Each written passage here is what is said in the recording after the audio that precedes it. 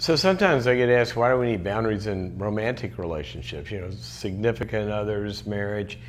And it's kind of like saying, well, why do you need skin? I mean, if you think about it, because a boundary, sometimes we think of boundaries as kind of like walls. Well, you only build a wall when you're in hostile territory. That's why you build protective walls and castles and medieval times and all of that. But that's not the only kind of boundary. Remember, let's go back to the basic definition of a boundary. A boundary is a property line that defines where you end and someone else begins. So think of two neighbors. There's a property line. This is your yard. This is my yard. And they become neighbors. They establish a relationship, right?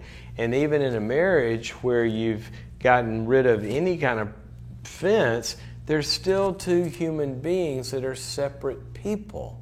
So boundaries define where you end and I begin. And if we're in a significant relationship, that's really important because that is a relationship. If there aren't two, there's no relationship. You're by yourself. I heard it said one time, if a couple agrees on everything or likes the same things all the time or has the same opinions, then one of you is unnecessary because you can't have intimacy if there aren't two people connecting.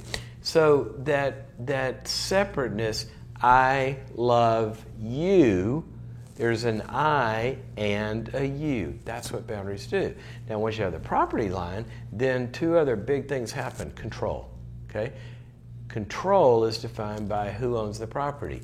You're your own person, he or she's their own person, and you are in control of who? Each other? Try that at home. It's not going to work well. You're not in control of each other. You're only in control of yourself. But couples tend to get in trouble when they try to control the other one and say, you should do this, and you should think that, and you make me feel this, and all of these crossed boundaries. Or one neighbor has, some sort of a problem in their yard, well, it's spilling over to the other yard. Now we got collateral infection. That's what boundaries are about. So boundaries have the good stuff that you are, the good stuff that he or she is, and then what? You share that. And you create this space where both of you go hop in, and that's the relationship, but you're still your own person. You're in control of you, you're in control of it. Now, if one of you starts to be out of control, that's important because the other one can say, I'm in control of me, I don't like this, and I want you to not do that anymore. And that's, called a healthy conflict, and we resolve it because we have self-control.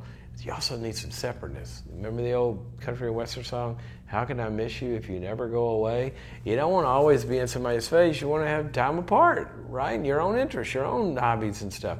So it's a me, a you, and a we. Those are all important.